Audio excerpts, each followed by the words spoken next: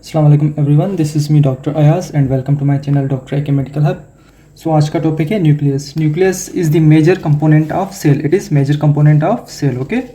और न्यूक्लियस को जो है रॉबर्ट ब्राउन ने डिस्कवर किया था। रॉबर्ट ब्राउन ने डिस्कवर किया था, ओके। एंड न्यूक्लियस ही है जो सेल की सारी एक्टिविटीज़ को कंट्रोल करता है। Nucleus controls all the activities of cell. इसलिए जो है न्यूक्लियस को ब्रेन ऑफ सेल भी कहा गया है। Brain of cell. न्यूक्लियस जो है वो सेल का ब्रेन है। अच्छा, न्यूक्लियस का जो स्ट्रक्चर होता है वो स्फेरिकल होता है या ओवल इन शेप होता है, ऐसे एक की तरह, ओके। जो न्यूक्लियस है वो स्फेरिकल या ओवल होता है शेप में। और कभी कभी जो न्यूक्लियस है वो लॉब्ड भी हो सकता है या फिर इलोंगेटेड भी हो सकता है। वो रेयर केसेस में होता है, लेकिन मोस्टली जो न्यूक्लियस है उसका स्ट्रक्चर, उसका शेप जो है वो स्फेरिकल या ओवल होता है। अच्छा, आप देखें कि ये न्यूक्लियस है, ठीक है। इसके अंदर जो है ये न्यूक्लियस है। जो न्यूक्लियस होता है वो सराउंडेड होता है एक मेम्ब्रेन से, जो कि न्यूक्लियर मेम्ब्रेन कहलाती है। Nuclear membrane, okay. Nuclear membrane जो है न्यूक्लियस को सराउंड करती है, okay. So nucleus is surrounded by nuclear membrane. Nucleus के अराउंड जो है डबल मेम्ब्रेन मौजूद होती है, यानी कि न्यूक्लियस के ऊपर दो लेयर्स मौजूद होती हैं। इसलिए जो न्यूक्लियस है वो डबल मेम्ब्रेन स्ट्रक्चर कहलाता है, ओके। न्यूक्लियस जो है वो डबल मेम्ब्रेन स्ट्रक्चर है। अच्छा, एक और बात, जो न्यूक्लियर मेम्ब्रेन होती है वो कंप्लीट बैरियर नहीं होती, यानी कि जो न्यूक्लियर मेम्ब्रेन है उसके अंदर पोर्स होते हैं ऐसे, और वो जो पोर्स हैं वो न्यूक्लियर पोर्स कहलाते हैं। क्या कहलाते हैं? Nuclear pores. देखें, जो न्यूक्लियर मेम्ब्रेन होती है वो कंप्लीट बैरियर नहीं होती, यानी कि न्यूक्लियर मेम्ब्रेन के अंदर जो है कुछ पोर्स होते हैं, परफोरेशन होती है, और वो पोर्स जो है वो न्यूक्लियर पोर्स कहलाते हैं। अच्छा, अब इन न्यूक्लियर पोर्स का ये काम है कि जो सब्सटेंसेस होते हैं न्यूक्लियस से जो है साइटोप्लाज्म में, या फिर साइटोप्लाज्म से जो है न्यूक्लियस में शिफ्ट होते हैं थ्रू न्यूक्लियर पोर्स। ऐसे ही जो है मैसेंजर आरएनए जो कि न्यूक्लियस में प्रोड्यूस हो रहा था, वो जो है messenger RNA in nuclear pores के थ्रू ही साइटोप्लाज्म में आता है। साइटोप्लाज्म में जो है फिर वो प्रोटीन सिंथेसिस करवाता है। तो न्यूक्लियर पोर्स के जरिए ही जो साइटोप्लाज्म है और न्यूक्लियस, इनके दरमियान जो है कम्युनिकेशन होती है। सेल्स के अंदर जो न्यूक्लियस है वो एक जो है मौजूद होता है, लेकिन किन किन सेल्स में दो या फिर दो से ज़्यादा न्यूक्लियस मौजूद होंगे। जिनके पास एक न्यूक्लियस मौजूद होगा तो वो जो है यूनी न्यूक्लिएटेड कहलाते हैं। क्या कहलाते हैं? Uninucleated, okay. और जिनके पास दो या फिर दो से ज़्यादा न्यूक्लियस मौजूद होंगे तो वो मल्टी न्यूक्लिएटेड कहलाते हैं। अब देखें कि ये सेल है और ये सेल के अंदर न्यूक्लियस मौजूद है, लेकिन न्यूक्लियस के अंदर भी एक स्फेरिकल बॉडी मौजूद होती है, ओके। और वो स्फेरिकल बॉडी न्यूक्लियोलस कहलाती है, ओके। This is nucleolus. और एक न्यूक्लियस में जो है ये न्यूक्लियोलस एक या फिर एक से ज़्यादा हो सकते हैं।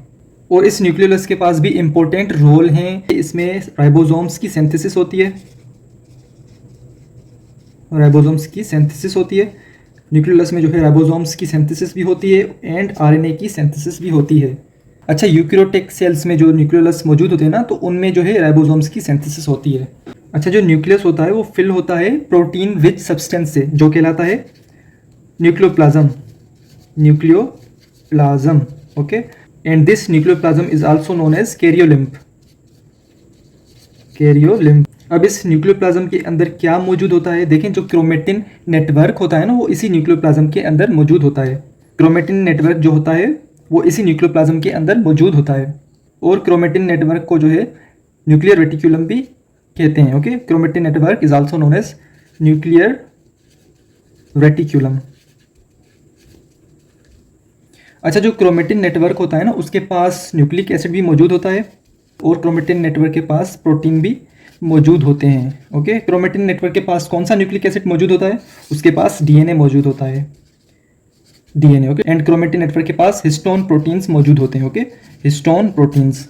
अगर आपसे कोई पूछे कि न्यूक्लियोप्लाज्म क्या है, तो आपने ये बताना है कि न्यूक्लियोप्लाज्म एक प्रोटीन विच सब्सटेंस है जिसके पास जो है क्रोमेटिन नेटवर्क मौजूद होता है, और क्रोमेटिन नेटवर्क जो है न्यूक्लियर रेटिक्यूलम भी कहलाता है। Chromatin network is also known as nuclear reticulum. And chromatin network जो कि न्यूक्लियोप्लाज्म में मौजूद है, उसके पास न्यूक्लिक एसिड्स भी मौजूद हैं और प्रोटीन्स भी मौजूद हैं। यानी क्रोमेटिन नेटवर्क के पास ही जो है डीएनए मौजूद होता है, एंड हिस्टोन प्रोटीन जो डीएनए के साथ अटैच होते हैं। अच्छा, ड्यूरिंग सेल डिवीजन जो क्रोमेटिन होते हैं वो चेंज हो जाते हैं क्रोमोसोम्स में, ठीक है। जो क्रोमेटिन होते हैं वो चेंज हो जाते हैं क्रोमोसोम्स में ड्यूरिंग सेल डिवीजन। जब एक सेल जो है वो डिवाइड होता है दो सेल्स में, यानी एक पेरेंट सेल डिवाइड होगा वो दो डॉटर सेल्स में, यानी तब जो है क्रोमेटिन चेंज होता है इस क्रोमोसोम में। ये पॉइंट भी आपने याद रखनी है, ये भी अक्सर एमसीक्यूज में पूछा जाता है कि कब जो है क्रोमेटिन चेंज होता है क्रोमोसोम्स में। एंड क्रोमोसोम्स के पास जो है जीन्स होते हैं, ओके। जीन्स ही हैं जो हेरिडिटरी इन्फॉर्मेशन कैरी करते हैं from generation to generation. Okay, so they carry hereditary information from generation to generation. एक और बात, ये जो क्रोमोसोम्स होते हैं ये स्पीशीज़ टू स्पीशीज़ वेरी करते हैं, यानी चेंज होते हैं। ह्यूमन में जो है इनका क्रोमोसोमल नंबर है 46, तो जो है दूसरी स्पीशीज़ में इनका जो नंबर होगा वो डिफरेंट होगा। कॉर्न में इनका नंबर है 20 एंड रेट में 42 है। और जो फ्रूट फ्लाई होती है जिसको मक्खी कहते हैं, फ्रूट फ्लाई का जो क्रोमोसोमल नंबर है वो है 8। क्रोमोसोम्स डिफरेंट होते हैं, ये वेरी करते हैं from species to species. Okay, अच्छा, जो क्रोमोसोम्स होते हैं वो विजिबल होते हैं, वो जाहिर होते हैं ड्यूरिंग सेल डिवीजन। और ये जो क्रोमोसोम्स होते हैं वो इलोंगेटेड स्ट्रक्चर्स होते हैं। क्रोमोसोम जो है उसके पास दो पार्ट्स होते हैं, it is consist of arm and centromere.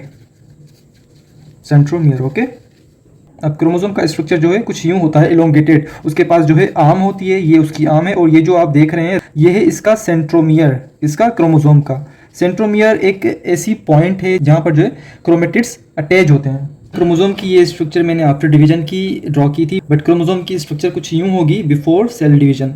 Chromosomes के पास जो है बिफोर सेल डिवीजन उसके पास दो थ्रेड्स होंगे जो कि क्रोमेटिड्स कहलाते हैं, और ये दो आप जो देख रहे हैं ये सिस्टर क्रोमेटिड्स कहलाते हैं, सिस्टर क्रोमेटिड्स।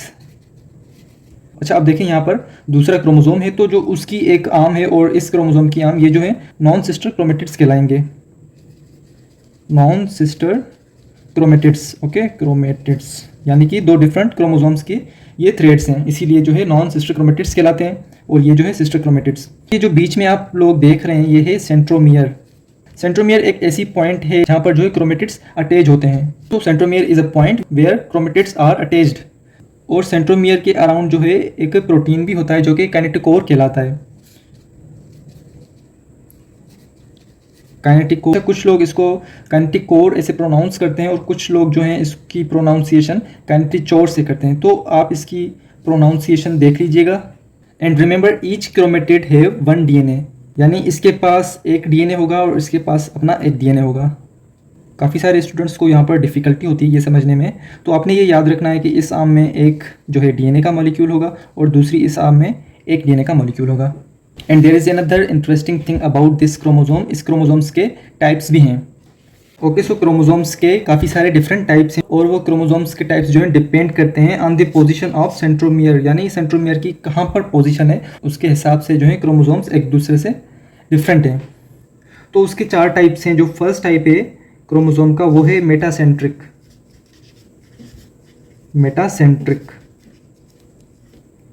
अब मेटासेंट्रिक में जो है क्रोमोसोम्स की आर्म्स इक्वल होती हैं। Okay, so chromosomes with equal arm. अब देखें मेटासेंट्रिक का जो क्रोमोसोम होगा वो कुछ इस तरह होगा कि जो उसकी दोनों आर्म्स हैं ऐसे इक्वल होंगी। ओके, और बीच में जो है सेंट्रोमियर। और दूसरा जो टाइप है क्रोमोसोम का वो है सब मेटासेंट्रिक।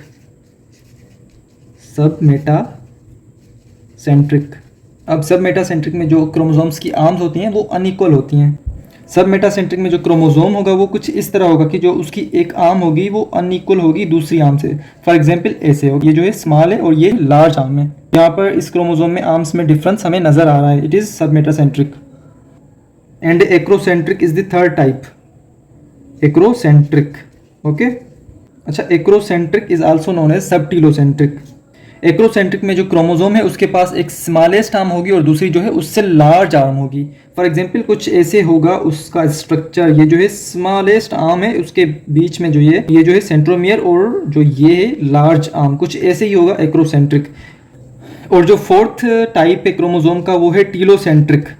अच्छा, टीलोसेंट्रिक में जो क्रोमोसोम होता है उसका जो सेंट्रोमियर होता है वो एक एंड पर होता है। फॉर एग्जांपल ये क्रोमोसोम का जो सेंट्रोमियर है और ये आर्म है, यानी जो सेंट्रोमियर है एक एंड पर है, तो ये जो है टीलोसेंट्रिक टाइप है। टाइप्स को फिर से रिपीट कर लेते हैं। जब क्रोमोसोम्स की इक्वल आर्म्स हो और जो सेंट्रोमियर है वो सेंटर में हो तो वो जो है मेटासेंट्रिक, एंड क्रोमोसोम्स की जो आर्म्स हैं वो अनइक्वल हो तो वो जो है सब मेटासेंट्रिक। अगर एक क्रोमोसोम के पास स्मॉलेस्ट आर्म है और उसी के पास लार्जेस्ट आर्म है और कुछ इस तरह उसका स्ट्रक्चर है तो वो जो है एक्रोसेंट्रिक है। And acrocentric is also known as subtelocentric. और जो फोर्थ टाइप है क्रोमोसोम का वो है टीलोसेंट्रिक। टीलोसेंट्रिक में जो सेंट्रोमियर होता है वो एंड पर होता है। ओके, तो ये आपने याद रखना है, कुछ इस तरह उसका स्ट्रक्चर होगा। So that's it.